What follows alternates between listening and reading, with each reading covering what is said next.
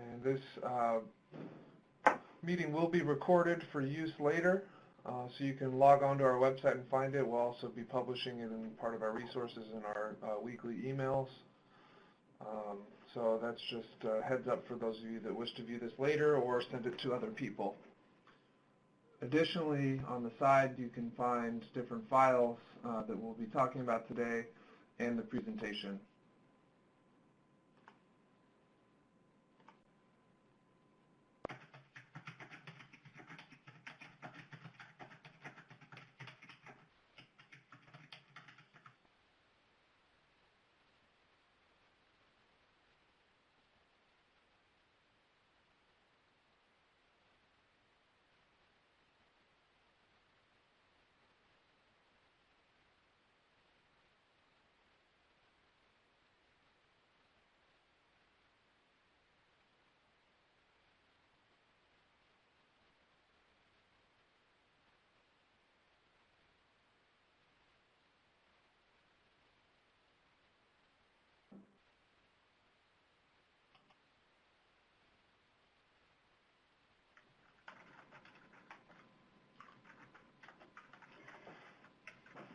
Good afternoon, everyone, and welcome to Third Thursdays with Faces and Voices of Recovery. Third Thursdays is our webinar series, and every third Thursday of the month we'll have a different topic that we'll be bringing you. And for those who are new to Faces and Voices of Recovery, welcome.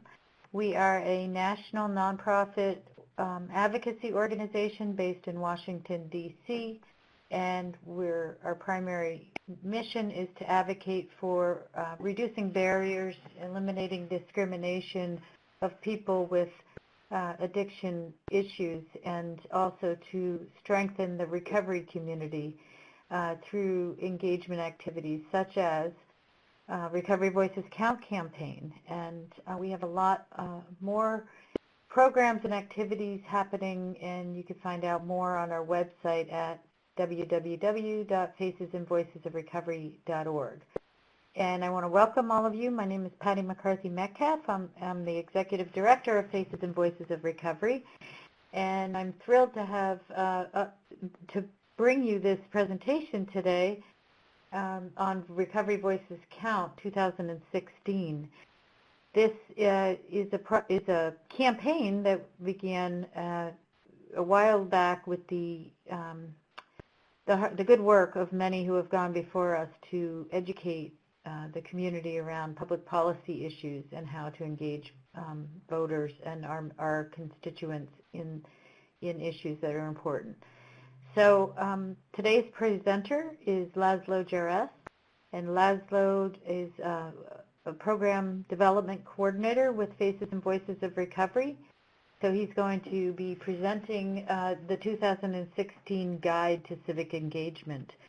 It is also available in your Adobe Connect room. On the left-hand side of the room, you will see some notes.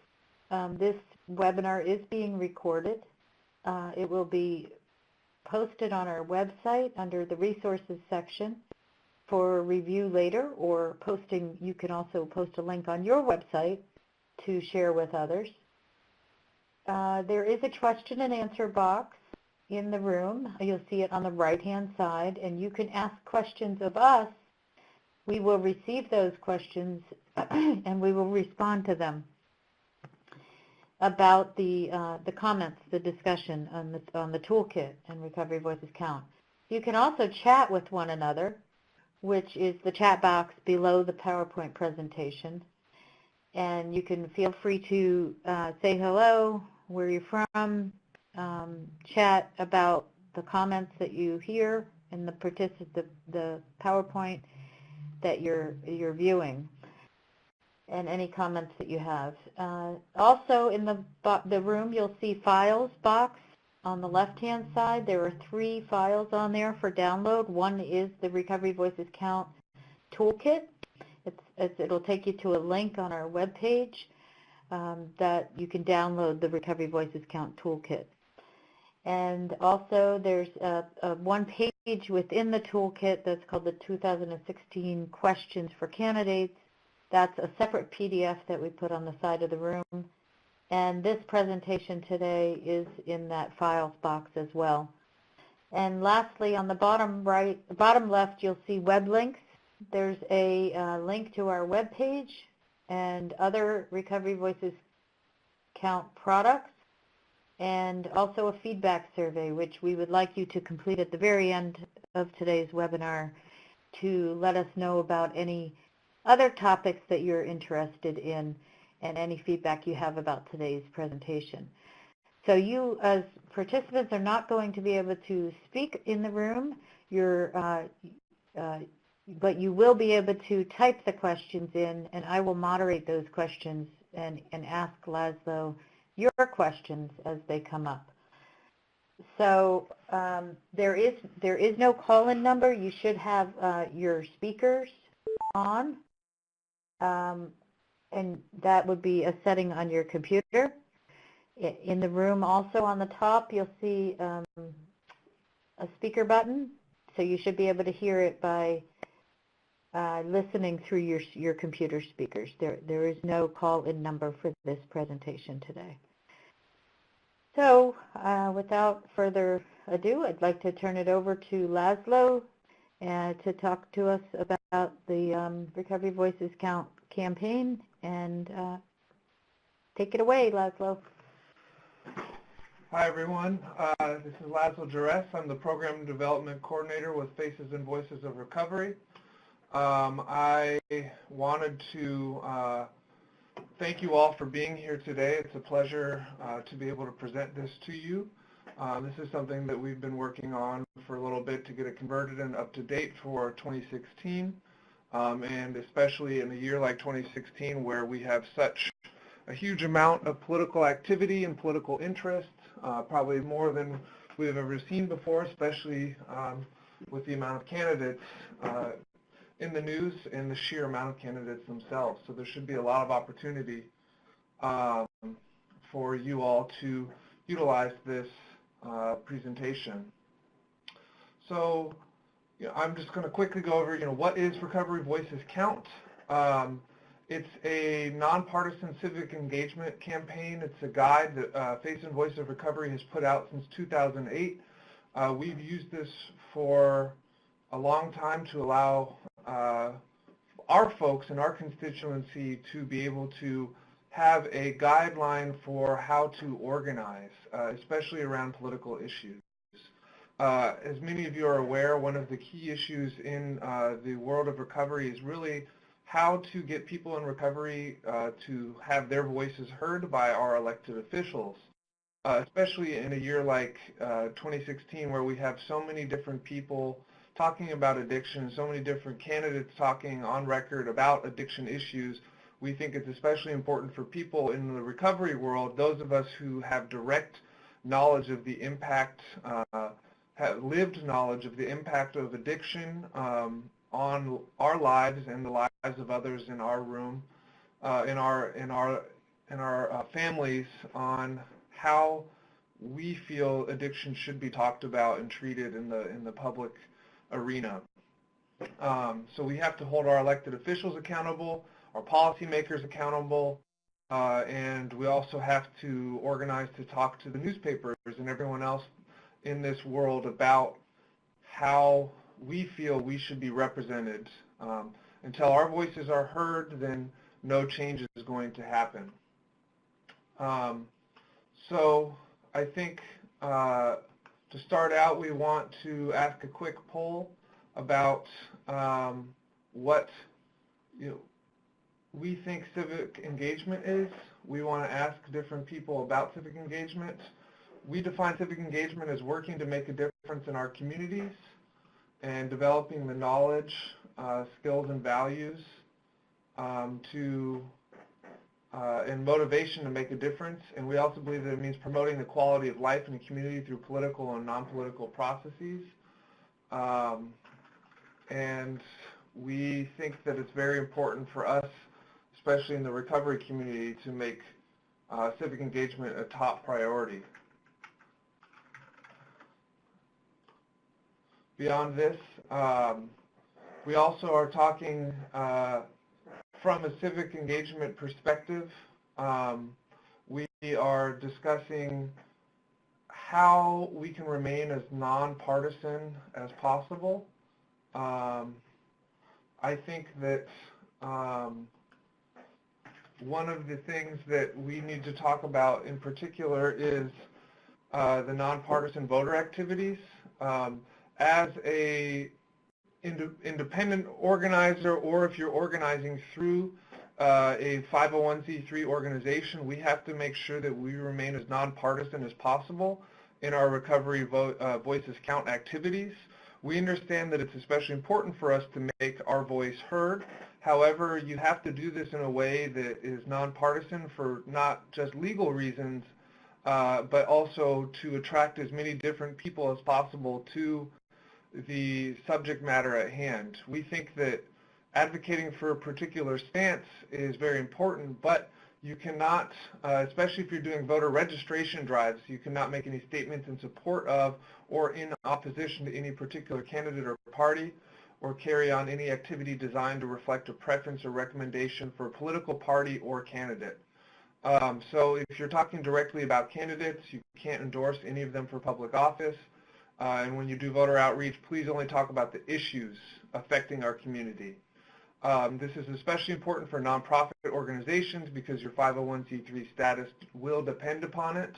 However, I think it's especially important that even if you are as an independent group, not affiliated with any 501c3, that you remain as nonpartisan as possible to broaden the scope of your activities to as many different people as possible, to make it so that a bunch of different people can get behind the issues, which is really talking about recovery and issues of addiction, and that's it. Not talking about any sort of political backgrounds. We think that this issue has a wide variety of interests and that it should be accessible to anybody. So as a general rule, if you're with a 501c3, you have to remain nonpartisan. You should speak broadly about the issues, and you should check out some permissible election activities checklist just to double check your P's and Q's and make sure that you're following all guidelines.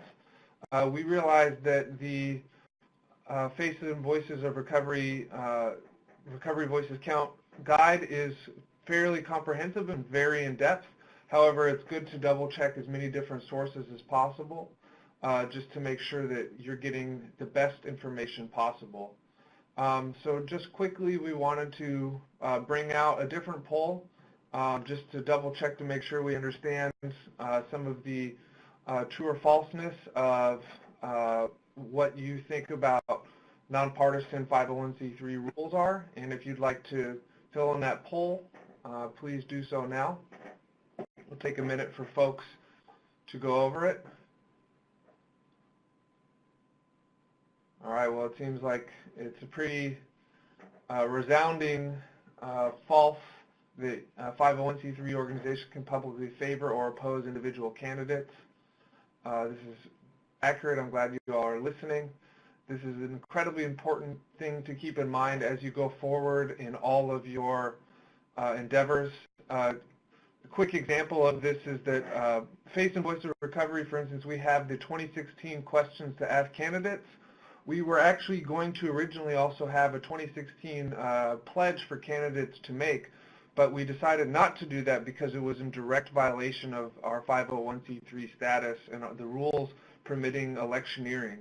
This would have been a powerful thing to have for the movement, but just to be safe, we decided to stay away from it. And so that's just one example of different ways that you should be thinking about how people are perceiving your campaigns.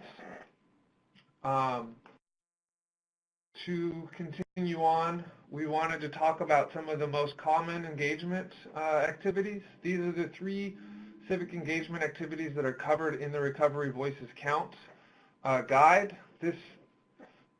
These go in depth in the Recovery Voices Count toolkit. Right now we're just kind of going to go over them briefly. so we can familiarize ourselves with these activities. In the guide, you'll not only find examples of these 3 activities, you'll find ways of organizing for these different activities, and then you're also going to find a ton of information in the appendixes that have everything you could possibly look at in terms of voter registration, different examples, other key guidelines, things that are much more in depth than we're going to go to today. This will just serve as a useful function to go over it. Primarily when people think about sort of voter education, they think about voter registration. And this is a really basic, simple way to get some good civic engagement going on. And I mean, it's as basic as it sounds. It's registering people to vote. This is a really good way to get your everyday person engaged in thinking about how they can make their voice heard. This is a right that many people fought a very long time for us as Americans to get. We understand that voter disenfranchisement has happened as a result of the penal system.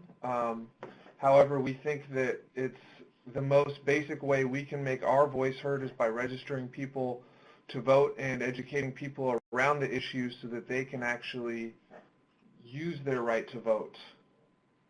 I also think that one of the better things to think about in terms of voter registration is different ways and different places for people to vote, and different places for people to register to vote. So think about, as you go about planning your Recovery Voices Count sort of toolkit, like how you're going to use it. Think about different places that you would want people to vote. One such place is going to be the any recovery walks, any activities in September to dealing with Recovery Month.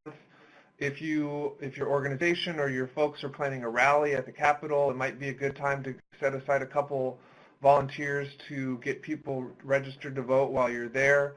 If you're going to any sort of events, it might be good to try to station a few folks to sign people up quickly to register to vote. It's one of these really simple sort of tasks that I think can be done almost anywhere at any time, as long as you have set up the proper procedures so that you can send out a couple volunteers on almost anything. If you know there's going to be a lot of people, send out some nice, talkative, knowledgeable volunteers to talk about getting folks registered to vote. And registering people to vote ties in really nicely to voter education. The more educated people are, the more likely they are to utilize their right to vote. So if you have some people who are registering folks to vote, make sure they're really educated and well-versed in your stance on the issues, and that they not only remain nonpartisan in their stance, but they simply explain your point of view on the stance. Because if you can explain this as simply as possible, people are much more likely to agree with you instead of getting caught up in the semantics of things. For instance, with Faces and Voices of Recovery, I always refer back to our mission statement, and I say, when folks are asking, what we do, I say our mission is this, and we must push for the voice of the recovery community to be heard, and we're advocating for 1, 2, and 3, which is organizing folks, but we also are advocating for addiction issues, addiction and recovery to be treated as a public health issue so that we can implement the recovery-oriented systems of care, and then whatever other topic we're advocating for. Beyond this, I'd say some other examples of voter education. This can be done by organizing people to attend campaign events, forums, and town meetings. You can find some folks who are engaged and are very interested in the news by encouraging local media to focus on your issues through finding out how to write op-eds in your local newspapers. Definitely always utilize social media. That ties in nicely to local media. If you have a nice connection with your local media and they've been very supportive of your issues surrounding addiction and recovery, you can push out those stories via social media using your own personal accounts or your organizational accounts. There's always going to be debates. I mean, we're not just talking about presidential level items here. What we really want is people in the recovery community to organize in their local civic engagement communities, because things can happen at the top level as much as possible, but until we really embed recovery-oriented systems of care and addiction issues as public health issues in our local communities, then nothing is going to change at the top level. So we have to make sure that this is within the very fabric of each of our communities and that our voices are heard so that we can really put a human face on the face of recovery. In particular, with the media in terms of voter education, this is a good opportunity to really push out the Face and Voice of Recovery messaging training to get people to talk about issues of addiction and recovery from a place that's not as divisive. So I would also highly encourage you to check out our messaging training. I think Patty will add that into the files you can access on the left side of the screen. And that's a really good way to start getting the dialogue changed surrounding issues of addiction.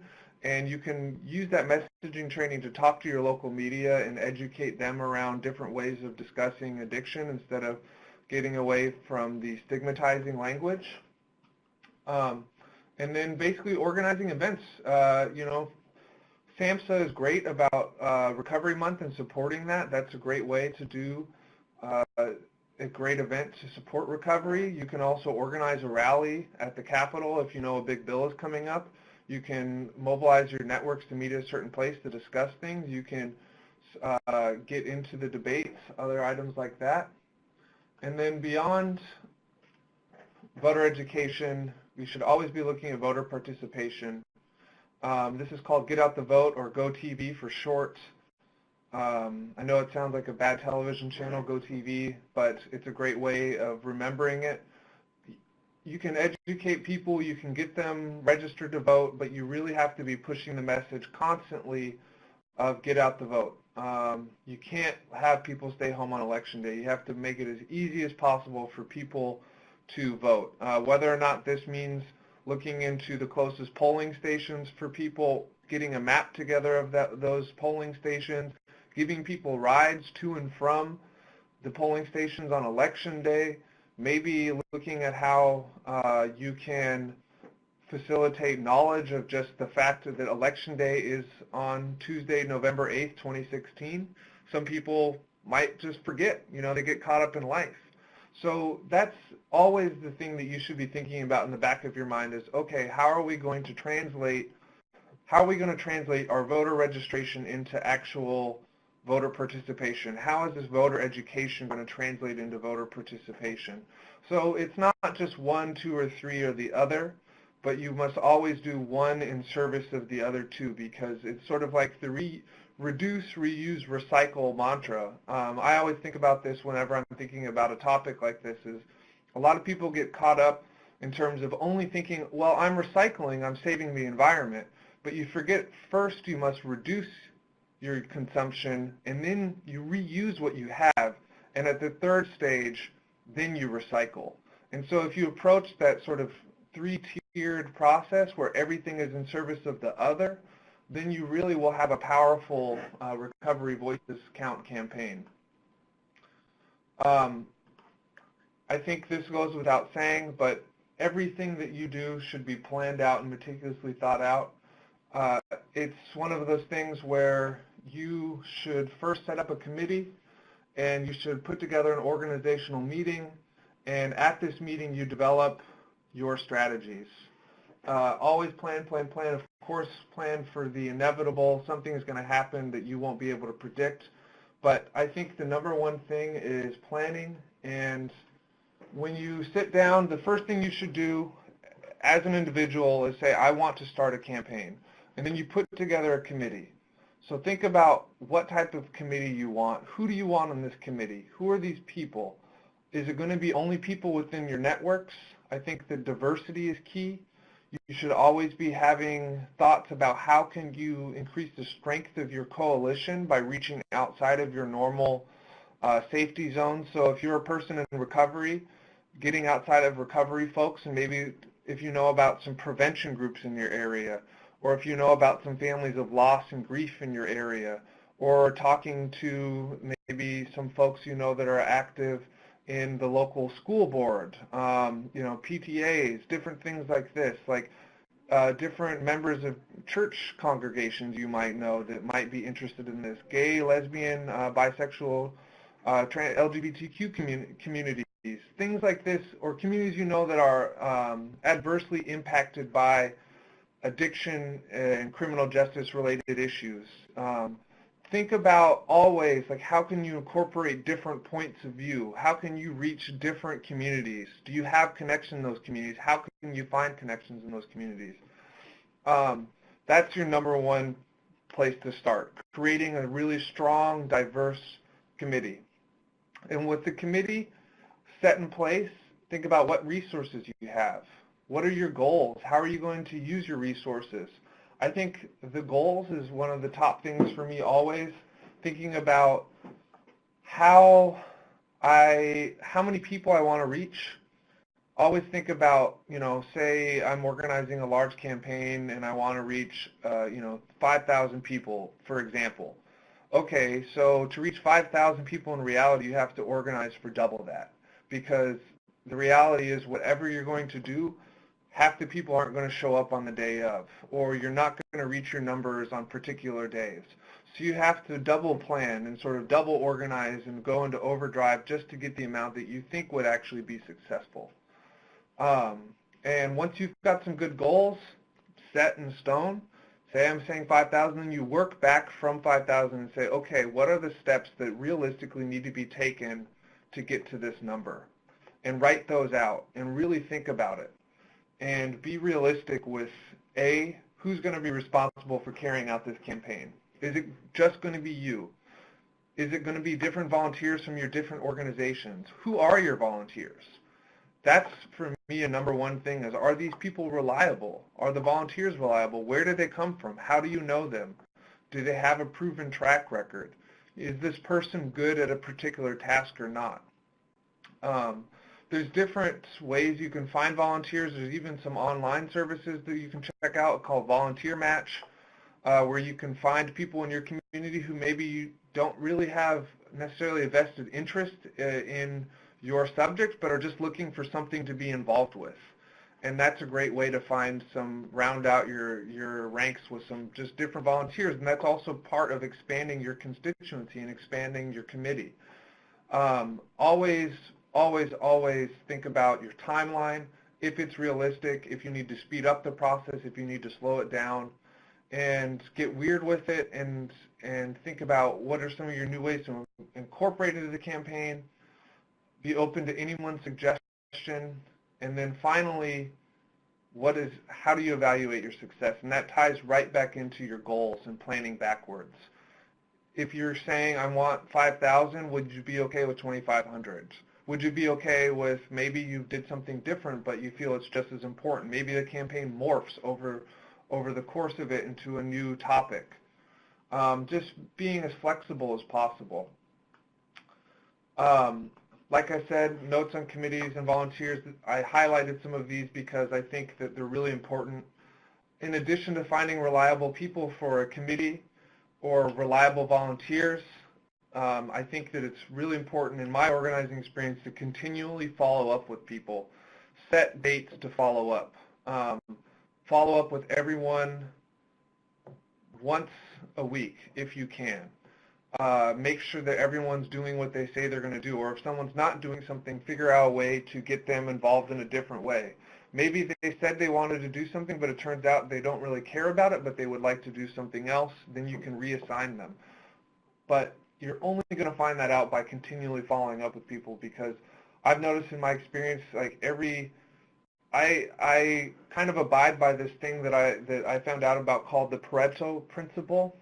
The Pareto Principle states that 80% of the work is done by 20% of the people, and not just 20% of the people, but also the initial sort of groundwork that you do, the initial 20% of the work that you do is going to determine the rest of the 80% of the work that gets done. So if you set up a really strong foundation, that bottom sort of 20%, then the rest of it's going to be a lot easier. And I think that putting in strong follow-up methods with all volunteers and all people on your committee is going to be one of the strongest things you can do. And also when you set times to meet, don't break them. Try not to break them. Keep this as consistent as possible. For me, I think about it always in terms of my strategies when I'm doing any sort of posting for my social media for Face and Voice of Recovery. I try to post at the same time every single day, and knowing that if I do this, people can rely on it. It's like having a business. You have to open and close at the same time every day unless there's an extraordinary circumstance. If you have a restaurant and you close it early some days and you open late other days, people are going to stop coming because they're not going to know they can rely on you. They're going to know that you're flaky. So the best thing you can do beyond following up people is just making sure that you're continually showing people that you're dedicated to this by being there always at the same time every single day. So we have another slide coming up for you all, another poll. I think Patty will move that out so that we can answer some new questions. So before we get into the candidates, we wanted to ask you all how familiar you are with the presidential candidates on the issues, how comfortable you feel about these issues, especially as they relate to our topic matter.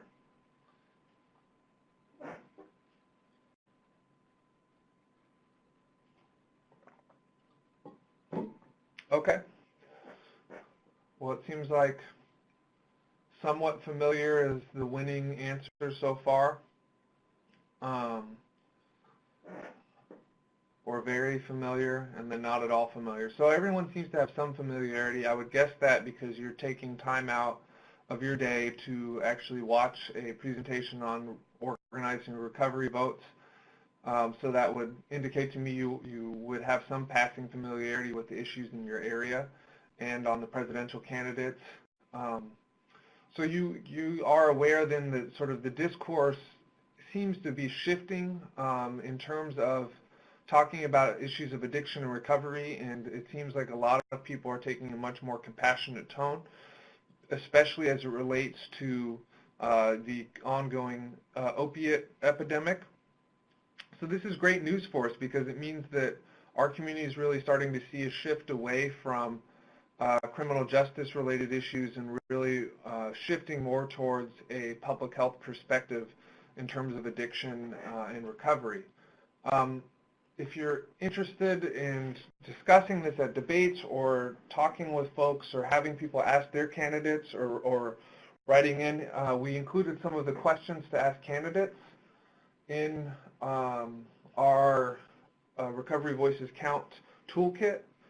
So these are just a basic question that our Public Policy Committee helped to write out. They have been vetted and vetted and vetted by many people who are very familiar with the issues to be as broad as possible, but also to get directly to the heart of the sort of 5 issues that we have determined are the most important to our constituency. Number 1 is really talking about the treatment gap. How a small percentage of everyone overall who need treatment for a substance-related issue is addressed. And so this is a really great question about getting folks on record saying, I actually care about addressing some of this stigma and increasing access to addiction treatment and recovery services. This is a really great basic opener question. The second question is talking about the war on drugs and really shifting the perception from a political perspective away from the demand, away from the supply side oriented issues to a demand oriented issues. So essentially saying we're going to get away from interdiction efforts and we're going to really focus on supporting people with substance use issues because it's been proven that people are going to use substances. This is not in question. You know, what is in question is, does it really help to penalize people for their issues? And we think that the answer is a resounding no. It really helps to support people through this. So this is a great way of sort of gauging empathy and really getting people on record, especially candidates who are willing to say this, that they support treating this as a public health issue, which is great because it's totally in line with what different sort of presidential candidates are on record saying. So this is not controversial by any means. And the third question is talking about our insurance discrimination. If you all remember when the ACA was passed, one of the big things was putting in mental health and addiction parity.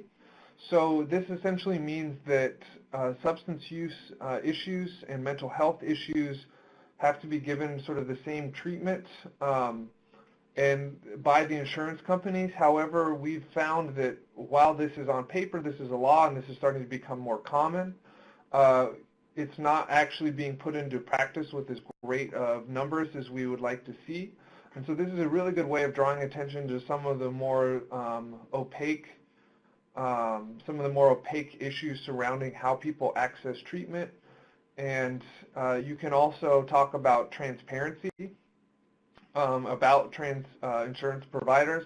There's actually a great law put up by one of the Kennedys in Massachusetts where he's putting out a law to get insurance companies to be fully transparent about why they've denied claims for people who are dealing with substance use issues and mental health issues. And so you can ask people how, some specific questions about that. I think it's going to, I think it's one of those topics that's going to become more and more and more popular, especially as more and more people become insured through the ACA and especially as more states take the Medicaid expansion. So this is a good way of showing people that not only are you asking general questions about, how do you feel about addiction, but you're like really on top of your knowledge. And then the fourth question is sort of a follow-up to treating addiction as a public health issue and not as a criminal justice issue. And it also ties nicely into the parity issue of saying, well, if you're going to criminalize addiction, do you support strengthening access to treatment instead of this? And showing that, hey, it's actually cost less to treat people for their addiction issues than it does to put them in jail for a long time. And fifth is dealing with this sort of disenfranchisement issues. Is like, what are the barriers to reintegrating into society after you've been dealing with a substance use issue? Many of those of us who have dealt with substance use issues, our families have noticed that it's really hard for a lot of people to fully reintegrate into society because of some of the decisions that they made while they were dealing with their substance use disorder. And so how can we, if we're treating this as a public health issue, how can we make it easier for people to bounce back and be viewed as productive members of society? So these are great questions to ask. There's actually a PDF in the left-hand side for you all to look at because we think it's really important for you to disseminate this PDF of questions to get folks in your communities asking these questions, because you're not going to be able to make every single meeting, but you can have people starting to ask these important questions of not only the candidates on record, but asking this of the newspapers in your area, the different media sources in your area, and just asking this actually of their friends and family, saying, do you want to treat this as a public health issue? Because the more times you ask this question, 90% of the time you're going to find that people are definitely in support of individuals finding their recovery. And that's really what this is about, is putting a face to the issue of addiction and the recovery. Because I'm sure you found, as I have, is that it's really easy for people to say, oh yeah, like I support addiction, I support recovery, but they don't know really how to do that. And it's just a word that gets thrown around. So we have to make sure that we come out ahead of the curve and really advocate for our issues and put a face to these issues. In this PowerPoint, you'll see here's some different examples of Recovery Voices Count in action. These are examples of the questions that we just talked about being used. These are news articles. You can download the PowerPoint and click on these links. I think We can also add them over into the sidebar for the web link so you can click on them. It's going to be great for you to look at these because it's a real example of, like, at the very highest levels, our questions being asked at the top levels. And that's part of the shift you've seen is because of Recovery Voices Count campaigns having an actual effect. And then we wanted to also show you some additional resources. Face and Voice of Recovery has a web store that you can use to get some Recovery Voices Count materials. faceandvoiceofrecovery.myshopify.com. There's also a link in the side bottom bar if you want to look at some of the different products available. And so with that said, we just ultimately want to hammer in that the goal is to support recovery community organizations, their communities, and developing a constituency of consequence. We think that we need to be an organized voice for people in recovery so that we are educated on the key issues, we vote on Election Day, and we can hold elected officials accountable. Beyond that, I'm going to open it up for questions. So anybody with any questions, please type in, and we can get some discussion going. That was great. Thank you so much, Laszlo.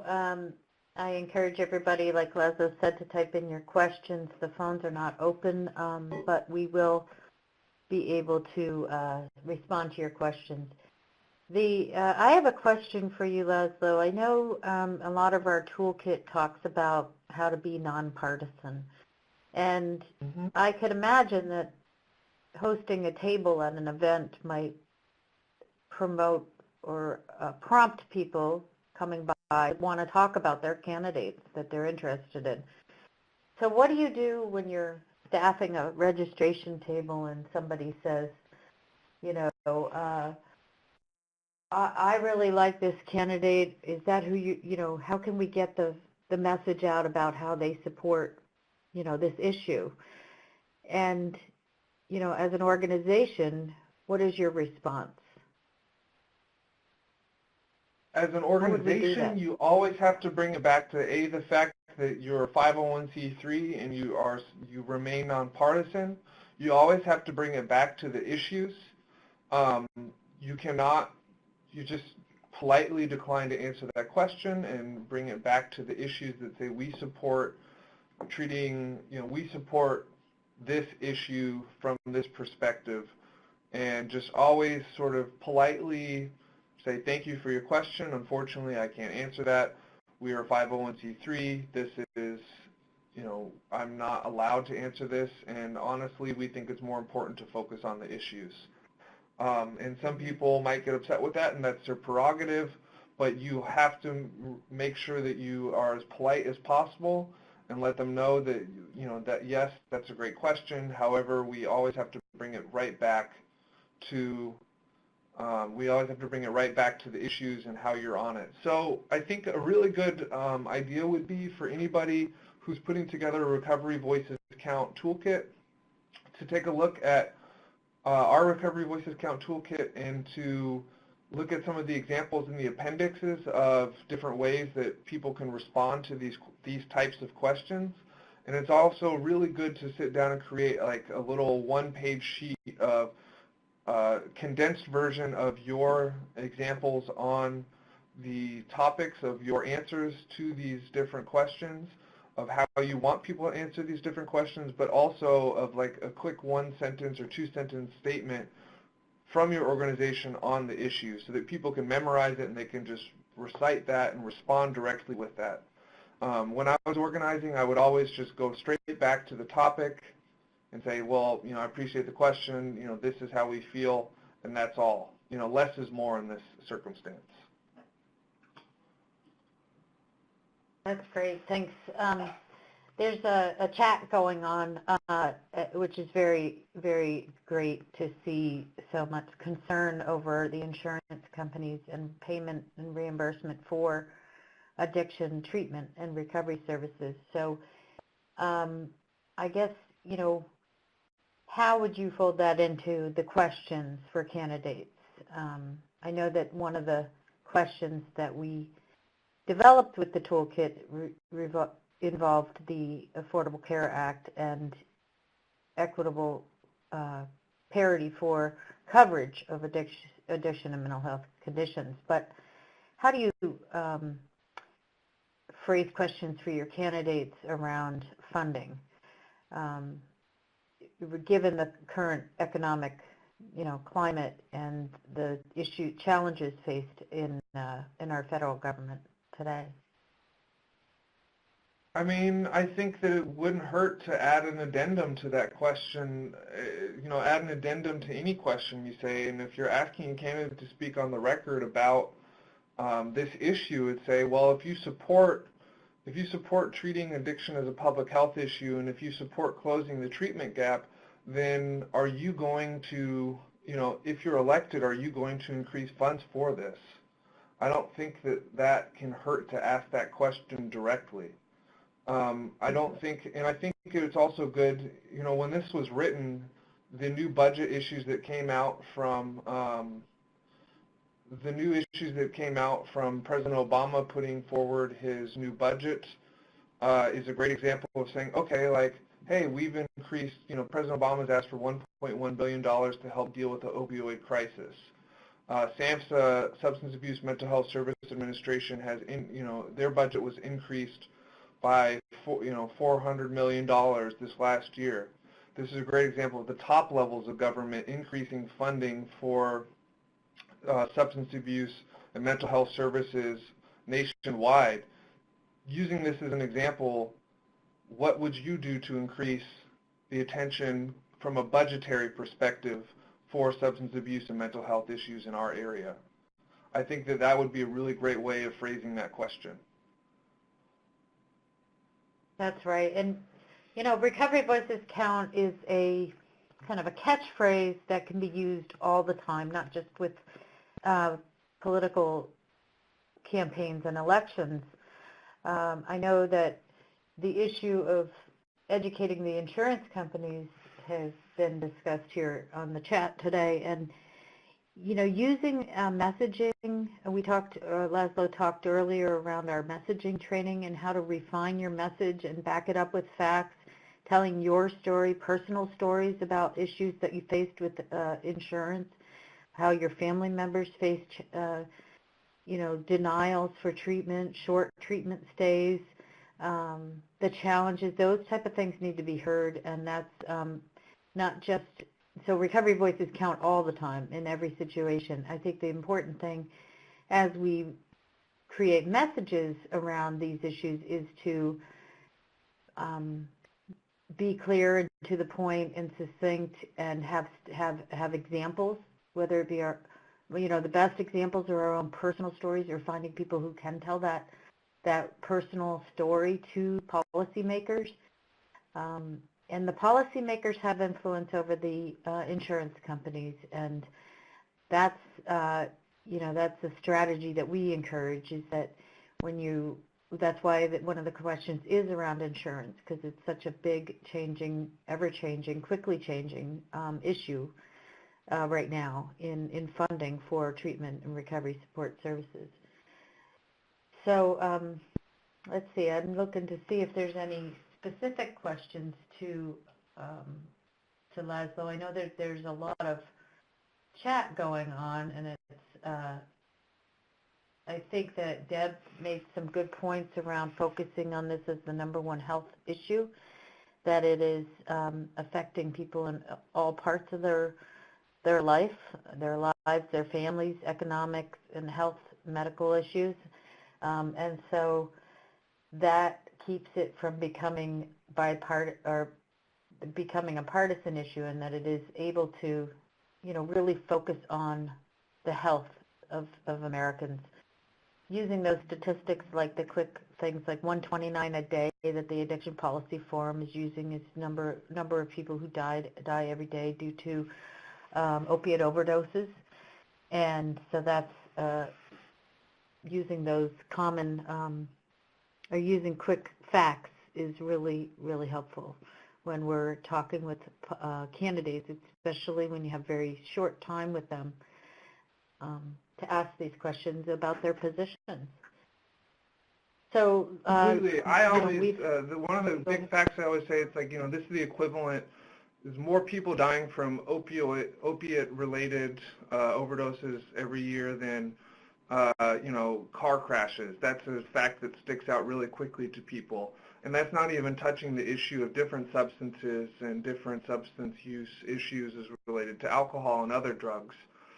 So kind of like drawing that parallel and saying this is one part of it, but it's so much bigger.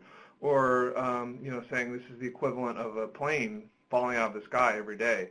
And, we're not talking about it and we're not funding it. If this happens with the plane, people would be up in arms to get the FAA to regulate it. Also drawing parallels to other diseases and how they're treated in the public eye. A really powerful tactic that you see repeated a lot is, hey, this is as big or bigger of an issue as diabetes or cancer, yet it's not treated in the same way at all. And so, like, what's up with that? Like your doctor wouldn't tell you, okay, like you relapsed on your diabetes, like you have to leave my office now, So like bringing up different parallels like that is a really powerful way of illustrating, the crazy way that we've treated this issue for such a long time. So, and there's been some comments also about how to get out the vote and reach different populations. There's some comments, and I know, Laszlo, you did a really good job of talking about the different diverse communities of people, especially young voters, and thank you, Heidi, for that message around the young people in recovery vote encouraging or being on college campuses, and that's critical. And this is all part of the theory that when people recover, they recover in a number of ways, and there are a number of ways that they help them engage in their communities, and civic engagement means having a voice in what happens in their own community. So this campaign toolkit has been put together every 4 years around the presidential campaign, but all of these strategies can be used on local level, whether it be, I know in Vermont there's town meeting day. I don't know if there's any other state that closes down state government for the day and the schools and everything to get people out on one day to sit in town halls to discuss issues and vote. But that's a way to get these issues into the mainstream, to not be contributing to the negative public perceptions by staying away from those public discussions, but really to bring it into those discussions in a very organized way. And so that's why this toolkit has become very helpful and to engage thousands of people over the past 8 years since we began it, to really get people out to understand the issues. Actually, I think it's been about every 4 years we've revised this. So yeah, Bob, wonderful. Thank you for your statistics. Number of deaths with alcohol and drugs combined, 362 a day. That's 132,000 people a year. Yeah. So yeah, I mean, we use words like epidemic, pandemic. The candidates have all, in our experience, as we've been doing town halls with our partners, other organizations like Addiction Policy, they've all come out and spoke in some way, whether it be about personal experience or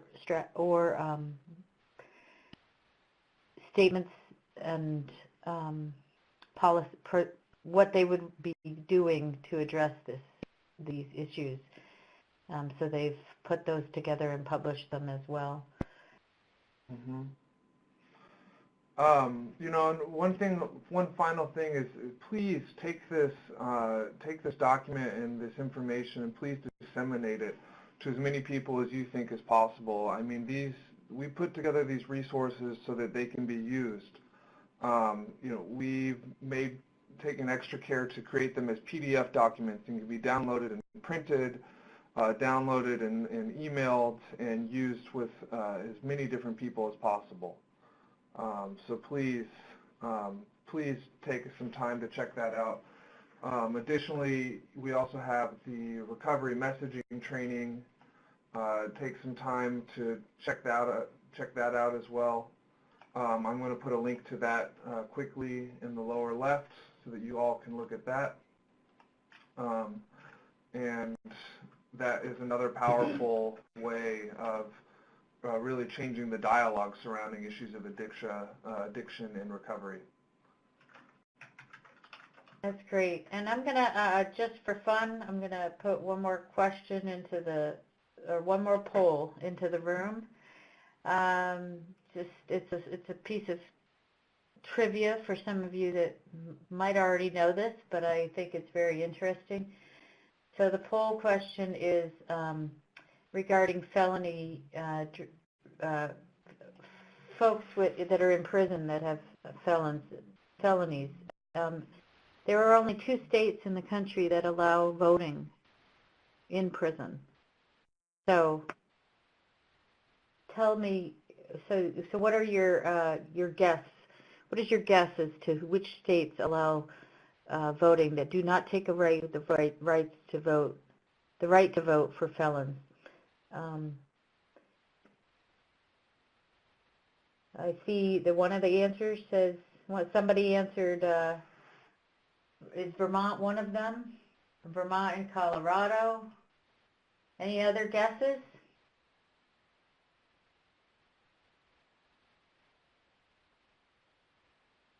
You're right. You are right that Vermont is one of them. The other one has not been mentioned here, has not been listed yet.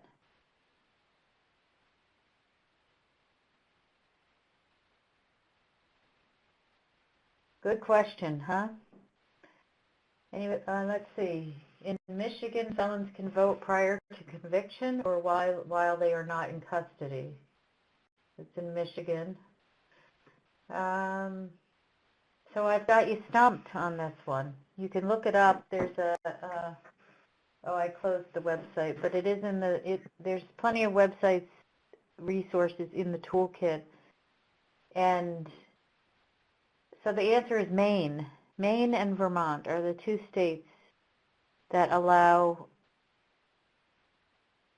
individuals to vote while they're in prison, while they're incarcerated. And so the only thing that would prevent an individual from voting in the state of Vermont is an electoral crime, so a crime against the elections. I'm not sure how that works in Maine, but anyway, I think that we need to get out there and also work on the ban for voting for people with criminal histories, particularly our folks with drug histories and that are affected disproportionately in the criminal justice system. So thanks for answering the poll. And I guess if there's no more questions, we're about at the end of our hour. Laszlo, do you have anything you want to add before we wrap it up? I do not. Thank you so much.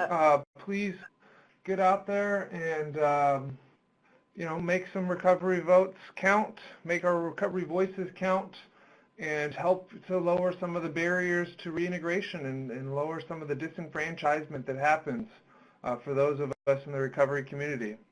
So thank you very much. We appreciate it immensely. We will be posting this training online. We'll let you all know when it goes up.